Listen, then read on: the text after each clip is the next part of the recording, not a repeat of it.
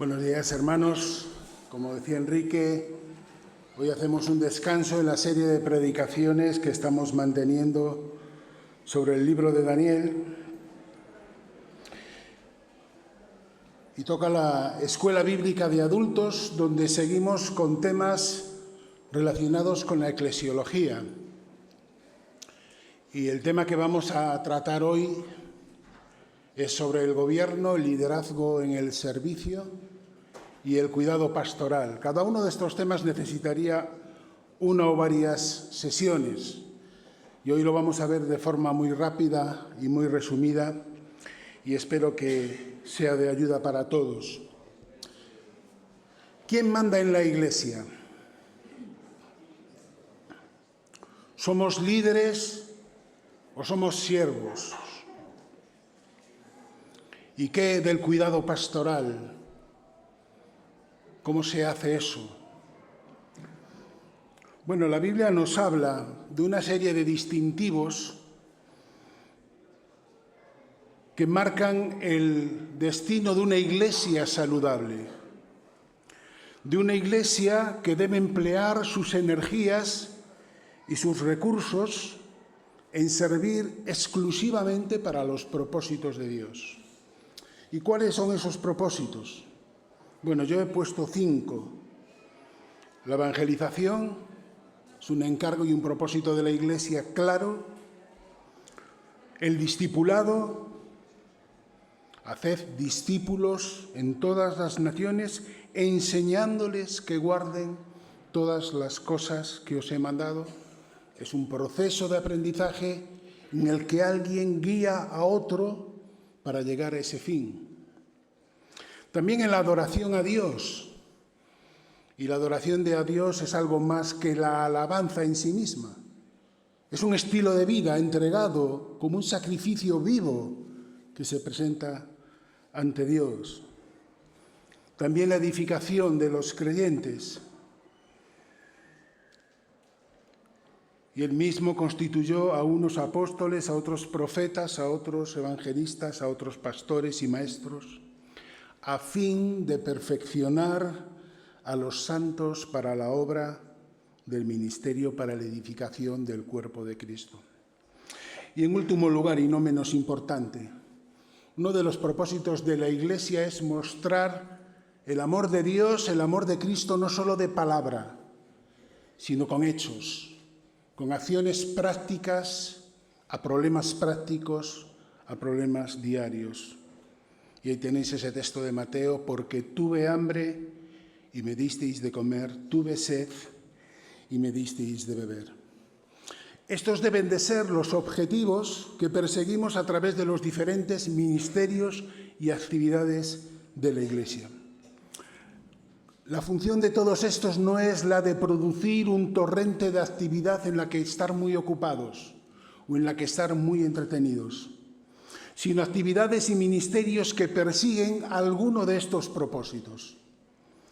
Porque si lo que hacemos no está alineado con la voluntad de Dios y con los propósitos de Dios, me temo que estaremos empleando nuestro tiempo y nuestras energías en cosas que no le pertenecen a la Iglesia. Y sabéis, para lograr estos objetivos nos organizamos siguiendo el modelo bíblico para poder trabajar en todos y cada uno de ellos. Ya lo acabamos de leer este texto. Por eso hay esa diversidad de servicios y de ocupaciones en la Iglesia. Y él mismo constituyó a unos apóstoles, a otros profetas, a otros evangelistas, a otros pastores y maestros a fin de perfeccionar a los santos de la obra del ministerio. Y el primer bloque que quiero que veamos en esta mañana es lo referente al gobierno de la Iglesia. Mirad, uno de los grandes desastres en la historia de la Iglesia ha venido a ignorar la Escritura y, desobedeciendo a Dios, establecer estructuras de poder y de dominio humano que van activamente en contra de la voluntad de Dios. Por eso es bueno que repasemos algunos conceptos básicos, que por básicos no quiere decir que no debamos de vez en cuando acudir a ellos, porque siguen siendo conceptos actuales en el día de hoy y hasta que Cristo venga a recoger a su iglesia. Rápidamente vamos a hablar de la fundación de la iglesia. Lo primero que tenemos que dejar claro es que no se trata de una estructura humana. No ha sido fundada por ningún discípulo de Cristo, ni siquiera por Pedro. La Biblia dice que el Jesús es el fundador de la iglesia y por lo tanto solo le pertenece a él. Dice Mateo 16, y yo también te digo que tú eres Pedro y sobre esta roca edificaré mi iglesia. Mirad, Jesús está anticipando el discurso de Pedro el día de Pentecostés, a través del cual ese día se añadieron 3.000 personas a la iglesia. Jesús no le está encargando a Pedro que funde una iglesia. La iglesia es la iglesia del Señor fundada por Cristo. Es la iglesia del Señor, por tanto, a la hora de administrarla, a la hora de cuidar de sus cosas, debemos hacerlo con la máxima responsabilidad y con el máximo cuidado. Una iglesia que tuvo su manifestación práctica el día de Pentecostés, cuando, estando reunidos los creyentes, tal y como Jesús les había ordenado, descendió sobre ellos el Espíritu Santo. Me gustaría que vierais este proceso, porque es importante. En primer lugar, Jesús les ordena lo que deben hacer y ellos obedecen. Les dice, permaneced juntos hasta que venga sobre vosotros el Espíritu Santo. Y ellos obedecen las órdenes de Jesús. En segundo lugar, el Espíritu Santo produce el milagro de establecer la misma presencia de Dios en el interior de los creyentes. En tercer lugar, les da una nueva identidad como hijos de Dios, algo que hasta ese momento no tenían. En cuarto lugar, les da un nuevo carácter espiritual para manifestar a Cristo allí donde estén. Y en último lugar, les imparte dones espirituales que les capacitaba para realizar la misión que Cristo les había encomendado. Y sabéis, este proceso de 5 pasos, que es todo un milagro en acción por parte de Dios, es un proceso que se está repitiendo cada vez que un pecador entrega su vida a Cristo y le reconoce como el Salvador y el Señor de su vida. Una iglesia que tiene como fundamento doctrinal a Cristo y a su palabra, sin ninguna otra fuente de autoridad, edificado sobre el fundamento de los apóstoles y profetas, que son los mensajeros de Dios, siendo la principal piedra del ángulo Jesucristo mismo. Cuando hablamos de el gobierno de la Iglesia debemos de diferenciar estos 2 conceptos. Por un lado, la autoridad y por otro lado, el gobierno de la Iglesia. Mirad, la autoridad es quien manda. La autoridad es quien ordena y quien debe ser obedecido. Es, por tanto, la fuente de donde emana toda la voluntad de Dios en lo concerniente a su reino y de forma especial en lo concerniente a la Iglesia, y que simplemente deben ser obedecidos. Hay un texto que no os lo he puesto ahí, que está en Primera de Crónicas y que nos habla de quién es la autoridad. Dice, tuya es, oh Jehová, la magnificencia y el poder, la gloria y la victoria y el honor, porque todas las cosas que están en los cielos y en la tierra son tuyas. Tuyo, oh Jehová, es el reino, y tú eres excelso sobre todos. Es, por tanto, un bien sobrenatural y que en ningún caso debe de ser identificado con ningún ser humano que no sea exclusivamente el Señor Jesucristo. La autoridad de la Iglesia no son los ancianos o los pastores, sino que ellos actúan como siervos encomendados por la autoridad, que no es otra que el Señor Jesucristo, su palabra y el Espíritu Santo. El otro concepto que tenéis ahí es el gobierno de la Iglesia, que podríamos definirlo como la acción práctica para que la autoridad de Dios y su voluntad estén claramente visibles en la vida práctica de la Iglesia.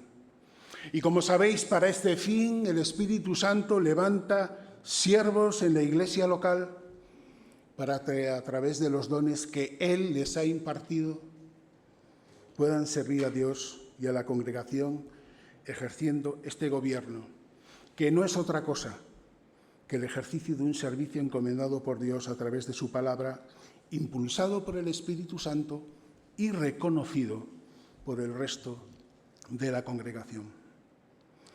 Desgraciadamente y con más frecuencia, estamos observando lo que yo denomino caudillismos, aplicados también a la Iglesia, donde la autoridad y el gobierno se confunden. Y vemos ancianos, y vemos pastores, y vemos los autodenominados apóstoles, o más bien falsos apóstoles, que usurpan el papel de la autoridad que solo le corresponde a Cristo como cabeza de la Iglesia, torciendo así la Escritura, por lo general, en beneficio propio. Y sabéis, esto cada vez está sucediendo con mayor frecuencia. Por eso, ante estos hechos, volvemos otra vez a ver la necesidad de repasar algunos conceptos básicos. Cristo es la única cabeza y el único Señor de la Iglesia. Y Él es la cabeza del cuerpo, que es la Iglesia. Y sabéis, esto es posible porque ha sido Cristo el que ha subido a una cruz. No ha sido ninguno de estos telepredicadores o falsos profetas o falsos apóstoles. Solo ha sido Cristo el que ha pagado el precio de nuestro pecado en la cruz del Calvario. Maridos, amad a vuestras mujeres, así como Cristo amó a la Iglesia y se entregó a sí mismo por ella. Y llegados a este punto tenemos que ser muy claros, aunque no sea muy popular decirlo.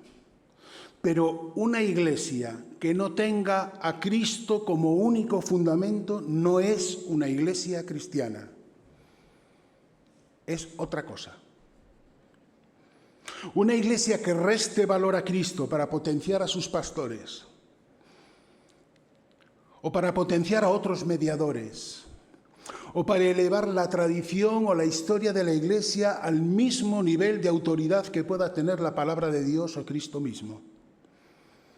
Una Iglesia que te ofrece otras vías para ser salvo, como si en vez de Cristo empezáramos a abogar por el término de la espiritualidad.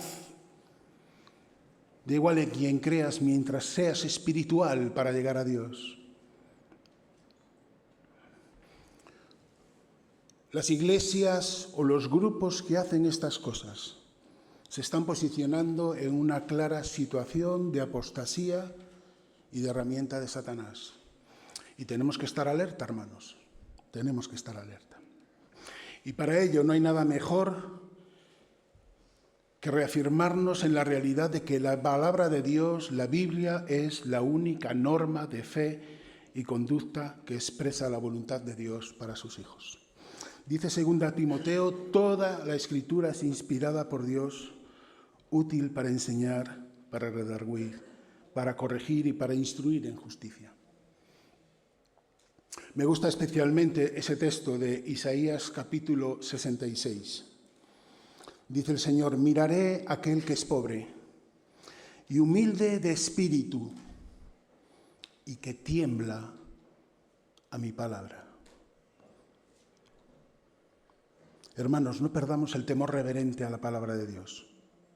No perdamos el temor a desobedecer la palabra de Dios. No perdamos en nuestras vidas el contacto con la palabra de Dios. El estudio de la palabra de Dios. Hoy más que nunca se valoran las emociones a la hora de juzgar la espiritualidad de alguien o a la hora de juzgar la espiritualidad de una iglesia.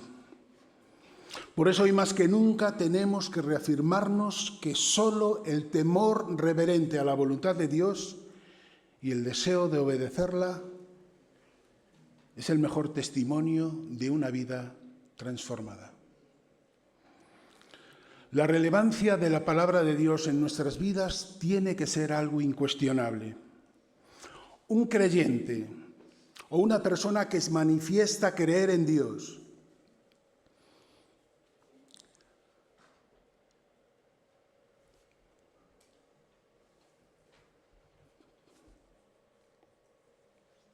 Un creyente que si no manifiesta interés en la palabra de Dios y porque ésta se aplique diariamente en su vida, es una señal que nos hace dudar de si realmente ha habido un nuevo nacimiento en su vida. Y esto es difícil decirlo.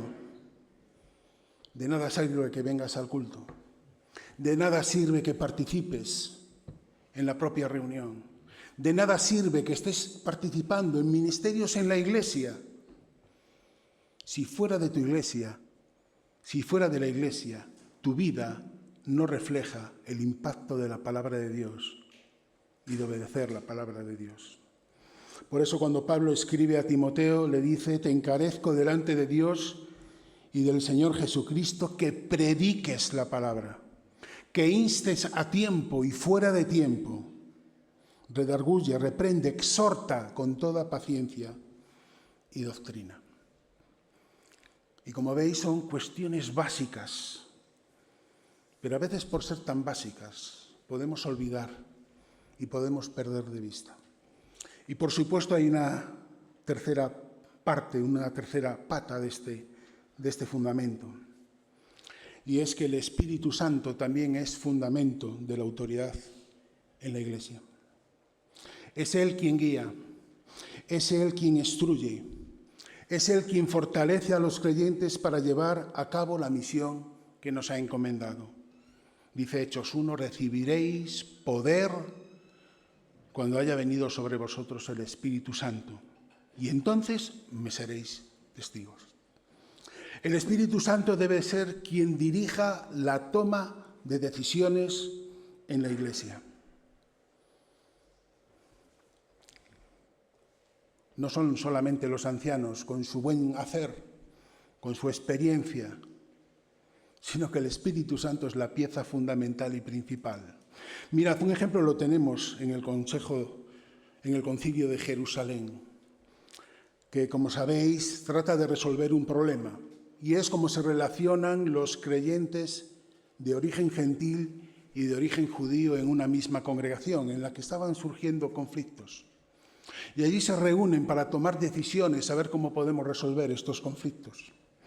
Y en Hechos 15, 28 dice lo siguiente, cuando llegan a una conclusión. Dice: porque ha parecido bien al Espíritu Santo y a nosotros no imponeros ninguna carga más que estas cosas necesarias. Pero fíjate la decisión. No nos ha parecido bien, os vamos a encargaros esto. Ha parecido bien al Espíritu Santo y a nosotros. Esta dirección espiritual nos indica que el gobierno de la Iglesia no depende de la razón o de la habilidad humana de los ancianos, sino que sobre todo depende de la iluminación y del discernimiento que el Espíritu Santo permite para tomar decisiones razonadas dentro de cada consejo. Y sabes, esto solo ocurre cuando dependemos realmente del Espíritu Santo y no de nuestras fuerzas. Así que igual que el Espíritu Santo ilumina a los creyentes en la comprensión de la palabra de Dios y nos capacita para llevarla a cabo, los ancianos y pastores también tienen que buscar esa guía de una forma intensa, de una forma decidida en cada una de las decisiones que deben tomar. Pero sabéis, esto no es algo que se circunscribe única y exclusivamente para los ancianos, sino que toda la Iglesia depende de la guía del Espíritu Santo para ejercer cada uno de sus servicios. Cualquier servicio en esta Iglesia, en cualquier iglesia, pero sobre todo en esta, en la que estamos nosotros, da igual la importancia que tú consideres que tiene ese servicio. Tanto la predicación, la enseñanza, como los que cuidan de la cocina, a través de la oración, a través del estudio de la palabra, deben buscar de forma intencionada ser guiados por el Espíritu Santo para cada una de las cosas que tienen que llevar a cabo. Solo Él nos puede guiar en el ejercicio correcto de nuestros servicios. Así que si lideras un ministerio en la Iglesia, Si participas en alguno de los servicios de la Iglesia, es tu obligación y es tu devoción buscar activamente la comunión íntima con el Espíritu Santo, a través de la obediencia a su palabra y a través de llevar una vida de santidad, para que Él pueda trabajar con libertad en tu vida. Antes definí el gobierno de la Iglesia como la acción práctica para que la autoridad de Dios y su voluntad estén claramente presentes en la vida diaria de la Iglesia y de sus miembros. Y el Señor ha levantado ancianos y pastores que cuidan espiritualmente de la congregación. Primera de Pedro 5. Ruego a los ancianos que están entre vosotros, apacentad la grey. Luego tenemos también los diáconos, que sirven en lo práctico, que sirven en lo material. Un diácono es un siervo que ayuda en las necesidades prácticas de la Iglesia. Y allí en el capítulo 6 de Hechos vemos ese primer momento donde necesitaban ocuparse de la palabra y estaban desbordados participando en otras cosas, los apóstoles. Dice, no es justo que nosotros dejemos la palabra de Dios para servir a las mesas. Buscad, pues, hermanos de entre vosotros, así de varones de buen testimonio, llenos del Espíritu Santo, de sabiduría, a quienes encarguemos este trabajo. Pero sabéis, las cosas en la Iglesia no se hacen solamente a través de ancianos, pastores o diáconos, sino que la congregación también participa de las decisiones, de las situaciones que se le plantean a la Iglesia. Y ahí tenéis ese texto de Hechos capítulo 15, que dice, entonces pareció bien a los apóstoles y a los ancianos con toda la Iglesia elegir de entre ellos varones y enviarlos a Antioquía con Pablo y Bernabé. Y aquí vemos a un consejo de ancianos que no solamente tiene en cuenta el Espíritu Santo para buscar la guía y la dirección en la toma de decisiones, sino que también cuenta con la congregación a la hora de tomar decisiones. Cualquier consejo de ancianos que viva de espaldas a su congregación es un consejo que está condenado a fracasar. Necesitamos a los miembros de la Iglesia, guiados por el Espíritu Santo para juntamente tomar decisiones en nuestras vidas. Tanto en el capítulo 1 de Tito, como sabéis, y en el capítulo 3 de 1 Timoteo, ahí se describe los requisitos de los ancianos, que es quienes tienen encomendado este gobierno de la Iglesia. No vamos a entrar ahora en describir la lista de requisitos en los apuntes que hemos mandado a los WhatsApps, ahí viene más detallado. Pero sí me gustaría tener en cuenta varias cosas. Mirad, cuando analizamos ambas listas, nos están hablando de una serie de requisitos espirituales y morales que sí son irrenunciables para cualquiera que es llamado a este servicio.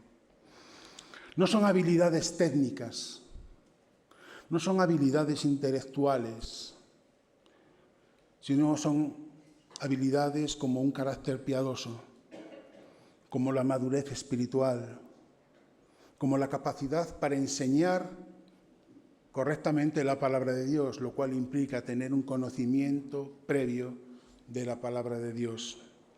Pero hay un texto alternativo que está en Primera de Tesalonicenses, capítulo 2, que además os lo he puesto para los deberes que ponemos al final del estudio, para que lo hagáis en los grupos o también de forma individual. Mirad, a través del capítulo 2 de Tesalonicenses, Pablo está narrando a los tesalonicenses cuál es su vivencia en el servicio. Pero cuando tú lees con tranquilidad ese capítulo 2, puedes descubrir determinadas características que tienen que ver y que tiene que cumplir no solamente un anciano, sino cualquier persona que quiere servir con sinceridad a Dios.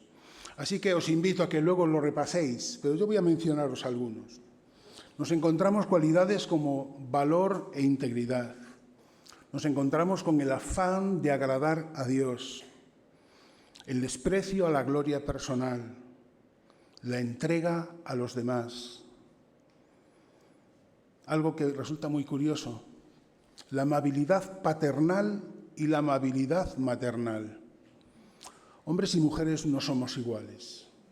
Los padres no somos iguales que las madres a la hora de interactuar con nuestros hijos. Y Pablo distingue aquí entre la amabilidad, como la ejerce un padre, pero también la amabilidad, como la ejerce una madre. Y en último lugar, el ejemplo espiritual. Así que, hermanos, estamos llamados a conocer la palabra de Dios, a ser guiados por la persona del Espíritu Santo en todas y cada una de las cosas que hacemos, en todo y cada uno de los servicios que hacemos. Un segundo bloque que quería comentar con vosotros es el liderazgo en el servicio. Mirad, es una imagen visual para que veáis un poco los servicios que están actualmente en funcionamiento en esta iglesia, los apartados de servicio que hay en esta iglesia. Hay algún error porque faltan algunos, porque son más, y de hecho ahí hay algunos que son repetidos. La última vez que hicimos un pequeño listado de ministerios o de servicios en la iglesia nos salían como 26 áreas diferentes de servicio en los que ya hay hermanos que están dedicando tiempo, que están dedicando su corazón y su alma para servirnos a cada uno de vosotros. Diferentes oportunidades para desarrollar nuestros dones, diferentes oportunidades para servirnos los unos a los otros, pero sobre todo diferentes posibilidades para servir para la gloria de Dios. Y sabéis, para hacer todo esto, hay que hacerlo a través de un modelo que llamamos liderazgo en el servicio. Este término, cuando lo escuchas por primera vez,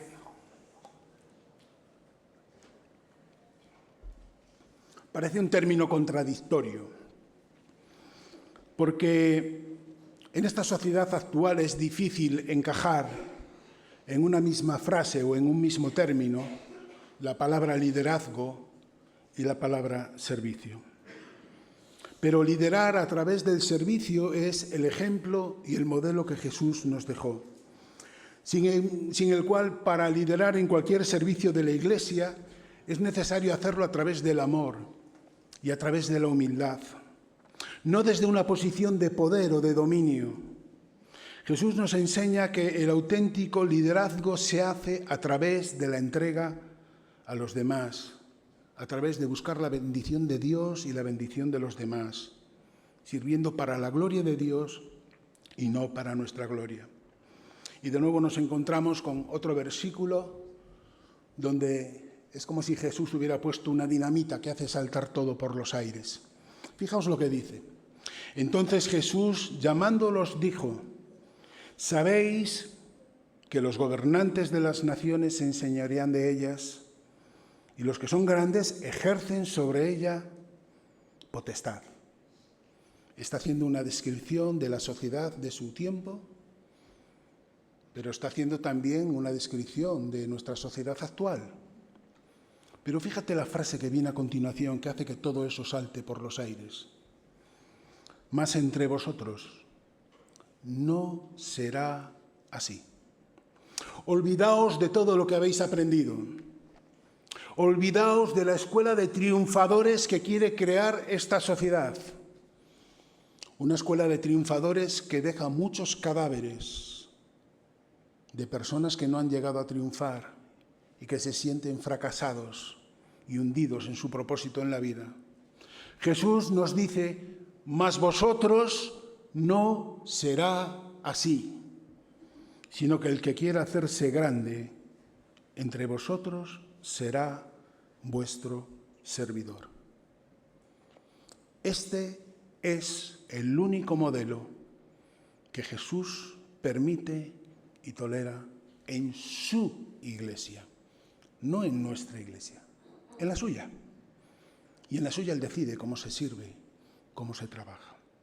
Y cualquiera que ejerza un liderazgo o un servicio en la iglesia que no nace de este modelo de servicio, que no nace desde el amor profundo a Dios y el amor a los demás, se está equivocando plenamente.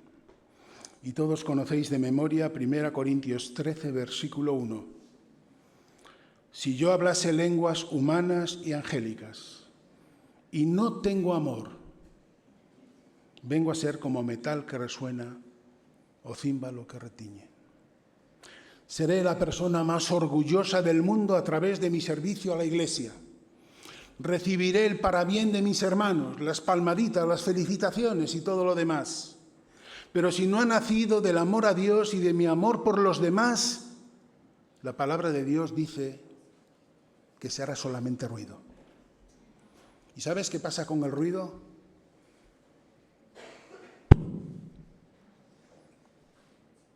Dura muy poquito, ¿verdad? Y queda en nada, queda en un silencio absoluto. Todo lo que hacemos en el reino de Dios debe venir motivado por el amor profundo a Dios y por el amor profundo a nuestros hermanos y a nuestros prójimos. Y esto se manifiesta también a través de algunas características. En primer lugar, por supuesto, la humildad. No busca el reconocimiento propio, sino que busca la gloria de Dios. Segundo lugar, la dependencia de Dios. Confiamos en la guía del Espíritu Santo para poder servir a Dios, no en nuestras capacidades personales. Algo muy importante también es el compromiso con la verdad. Y para estar comprometido con la verdad, tengo que conocer la verdad. Tengo que estudiar la palabra de Dios. Tengo que saber con la mayor profundidad posible cuál es la voluntad de Dios reflejada en su palabra. Y una vez que la conozco, la pongo en práctica en mi vida porque yo me comprometo con la verdad de Dios. También la pasión por los demás. Sirvo en este ministerio o en este servicio porque quiero bendecir a mis hermanos. Y en último lugar, y a veces es difícil, ¿verdad? La integridad. Ser coherente con lo que digo que soy. ¿Soy un hijo de Dios? ¿Soy una persona nacida de nuevo? ¿Soy un cristiano? Eso tiene que estar reflejado en mi vida. Tengo que ser coherente. ¿Sabéis una de las cosas que antes detectan nuestros hijos, desde edades muy pequeñas? Es nuestra falta de coherencia. Es ver a un Benjamín los domingos, que incluso predica desde el estrado, pero tan pronto se acaba el culto ellos ven a otra persona. En la intimidad del hogar ven a otra persona.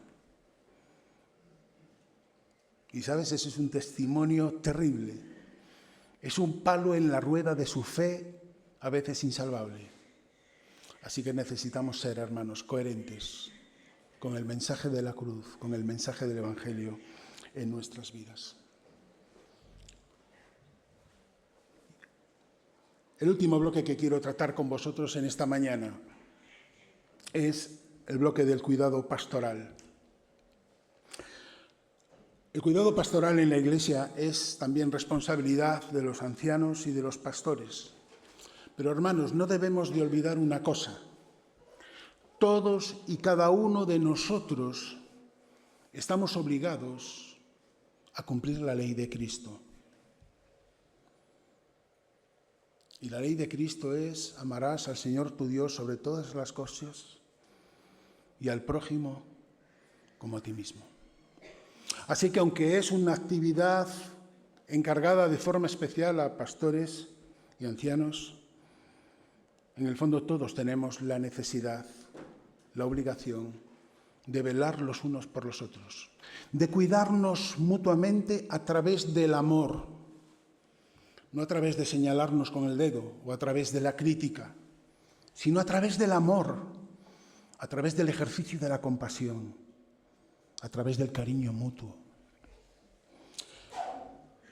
A veces entendemos el cuidado pastoral exclusivamente como ese acompañamiento o como la acción de consejería Pero sabéis, el cuidado pastoral es bastante más amplio. Y yo quiero reflejaros algunas de las cosas en las que se hace el cuidado pastoral.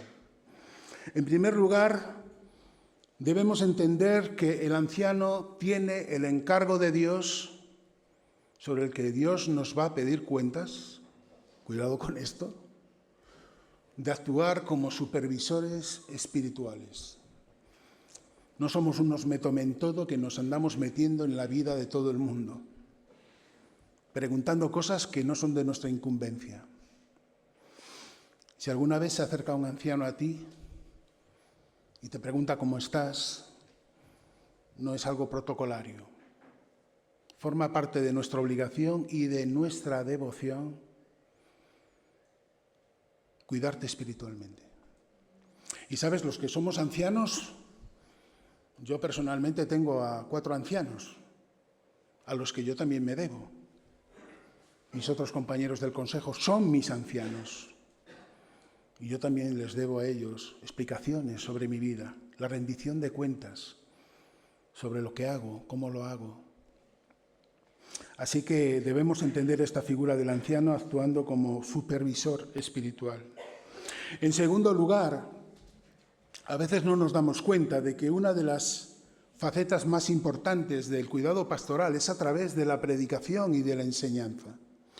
No hay medicina preventiva mejor para tu vida que conozcas la palabra de Dios, que recibas el impacto de la palabra de Dios en tu vida, que por fin comprendas que hay cosas en tu vida que no se corresponden con lo que Dios está mandando, que no puedes empecinarte en continuar en tu vida con pecados sin confesar, con actitudes y actividades que claramente tú ya sabes que desobedece la voluntad de Dios. Así que la predicación y la enseñanza es también una medida preventiva acerca del cuidado pastoral. En tercer lugar, el cuidado pastoral a través del acompañamiento espiritual y de la consejería. Y sabéis, esto a veces es un reto enorme. Requiere de formación a veces especializada, específica, porque cada día en esta sociedad se están provocando asuntos nuevos, situaciones nuevas, para las que a veces no estamos del todo preparados. Y aquí es donde necesitamos que la congregación esté orando por sus ancianos. Porque a veces, en esta misma iglesia local, hemos tenido que hacer frente a situaciones duras, difíciles, que nos afectan emocionalmente a nosotros. Que solo la misericordia de Dios permite que las podamos sacar adelante.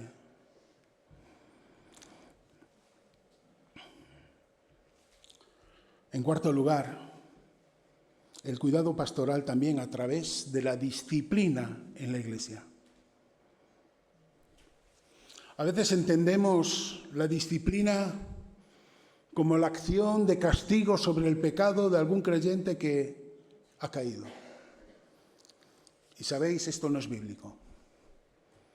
Esto no es correcto. La disciplina en la iglesia es el primer paso que la iglesia debe dar para restaurar a alguien que ha caído. La disciplina en la iglesia debe de ser el primer paso en la compasión hacia alguien que necesita de esa compasión. La iglesia no está llamada a castigar pecados, porque nuestros pecados han sido castigados sobre Cristo en la cruz y han sido borrados una vez y para siempre. Pero nosotros sí necesitamos a veces la ayuda de alguien que nos acompaña a reconocerlo, a confesarlo, a cambiar la conducta, a que esa relación con Dios que ha quedado enturbiada vuelva a restaurarse y vuelva a ser una relación limpia. Gálatas 6, versículo 1. Hermanos, si alguno fuere sorprendido en alguna falta, vosotros que sois espirituales, restauradle con espíritu de mansedumbre, considerándote a ti mismo, no sea que tú también seas tentado.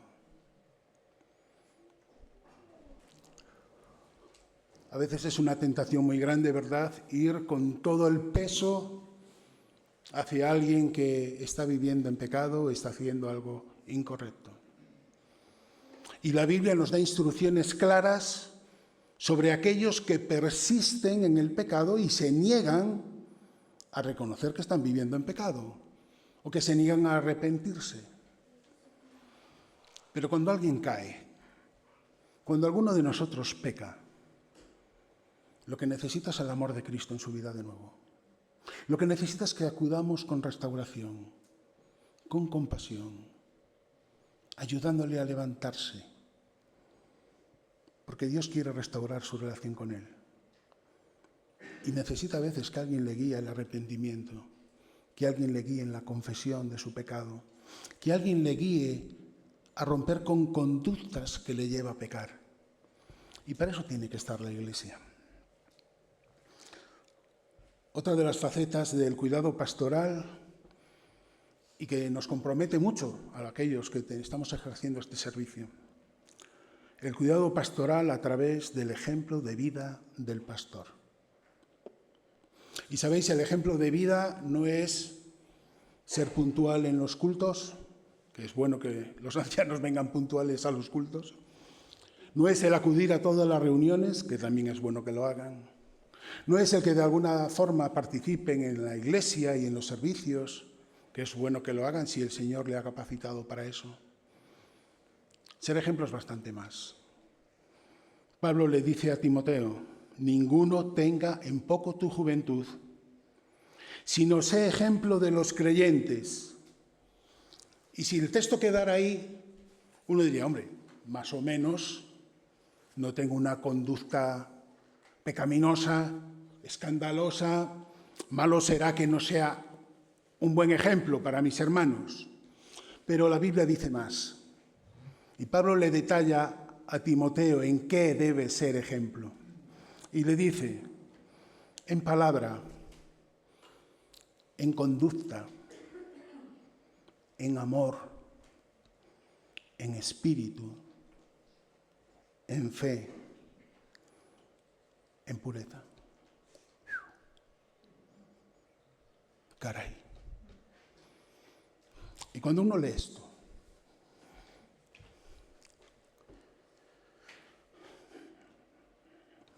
es consciente que por sus fuerzas esto es imposible. Es mejor que lo deje. Es mejor que presente mi dimisión para no ser un fraude en la Iglesia. Solo el poder del Espíritu Santo, impulsando nuestras vidas. Solo la intercesión de todos y cada uno de mis hermanos en la Iglesia hará que esto sea una realidad. Porque Dios no nos llama a cosas imposibles, nos llama a cosas posibles, pero tiene que ser Él el que vaya al frente. Y en último lugar, el cuidado pastoral también a través de la oración intercesora. Dice Pablo escribiendo a los colosenses, por lo cual también nosotros, desde el día que lo oímos, no cesamos de orar por vosotros. Y sabes, de nuevo podríamos quedarnos ahí y decir, Señor, bendice a la Iglesia. Y voy a repetir esta oración todos los días. La incorporo a mi oración tipo de dar gracias por los alimentos, así me aseguro de que todos los días la voy a hacer. No, aquí va más allá. Dice Pablo, no cesamos de orar por vosotros, de pedir que seáis llenos del conocimiento de su voluntad en toda sabiduría e inteligencia espiritual, para que andéis como es digno del Señor, agradándole en todo, llevando fruto en toda buena obra y creciendo en el conocimiento de Dios, fortalecidos con todo poder conforme a la potencia de su gloria, para toda paciencia y longanimidad. No tenemos tiempo de analizar en profundidad esta oración. Pero si te paras a pensarlo, esto no es algo que podamos decir de forma mecánica. Esto solo se puede orar cuando uno se derrama delante de Dios, cuando uno ama a la Iglesia del Señor con profundidad y quiere lo mejor para ella. He dicho muchas cosas, quizá muy rápido, pero quiero dejaros con una breve conclusión. La Iglesia es de Cristo, le pertenece a Él. Existe para cumplir con los propósitos de Dios en la tierra. Mucho cuidado lo que hacemos con ella. Mucho cuidado. Tanto su gobierno como su liderazgo en el servicio como el cuidado espiritual no son otras cosas que la expresión práctica de ese llamado a servirle con humildad, con amor y con obediencia. No se trata de ocupar cargos, no se trata de tener poder, de desarrollarme personalmente a través de los servicios de la Iglesia, sino que se trata de reflejar el carácter de Cristo a través de todo lo que hacemos, para que al único que se le vea sea Él, al Señor Jesucristo. El desafío para todos nosotros como parte de su Iglesia es recordar que hemos sido llamados para servir, para edificar, para cuidar y para amar siguiendo el ejemplo de Cristo. Mirad, a veces me preguntáis en alguna conversación privada que he tenido con vosotros, ¿cómo ves a la Iglesia de Suances? Y cuando vamos a Galicia, que tenemos hermanos amados ahí, tanto en La Coruña como en la zona del sur de Pontevedra, nos preguntan también, ¿cómo ves a la Iglesia? Y yo siempre les respondo con dos palabras. Y esas dos palabras no son impresionante, no son esas palabras. Yo les digo esto, en construcción. El que crea que ha alcanzado algo está muy equivocado. Somos una iglesia en construcción, hermanos. Somos una iglesia en la que necesitamos que todos y cada uno de vosotros ocupe su lugar en el andamio. Somos una iglesia en la que necesitamos que cada uno de vosotros recoja sus ladrillos. Somos una iglesia en la que Cristo está trabajando a través de su Espíritu. Y tenemos el privilegio de ser sus siervos con el trabajo encomendado por Dios de servir para su gloria. Pues hermanos, que el Señor nos ayude a tomar conciencia de esto. Que cada vez que venimos a la iglesia nos demos cuenta que no es nuestra iglesia. Es la iglesia del Señor, la que le ha costado su sangre. Así que con amor y con temor reverente, damos gracias a Dios por esta iglesia, por cada uno de vosotros. Y le decimos al Señor, Señor, úsanos para tu gloria. Voy a pedir que inclinéis vuestras cabezas y que podamos orar.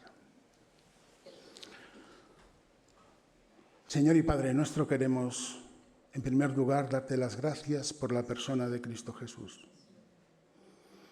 Si Él hubiera subido a una cruz, hubiera derramado su sangre, hubiera resucitado al tercer día, nosotros, Señor, no podríamos estar aquí. Por eso te damos las gracias, Padre, por el privilegio de ser de tu familia, por el privilegio de tener al Espíritu Santo en nuestras vidas, guiándonos, cuidándonos, señalando aquellas cosas que no están bien. Padre, no solamente a nivel individual, como iglesia queremos seguir sirviendo para tu gloria. Por eso, Padre, quita de nosotros el orgullo. No permitas que robemos ni un milímetro de tu gloria y que nos la quedemos para nosotros. Y ayúdanos a cumplir, Señor, como el primer día con tus propósitos. La evangelización, el discipulado, la edificación, el cuidado de los unos por los otros. Señor, ayúdanos a servir para tu gloria. En el nombre de Cristo Jesús. Amén.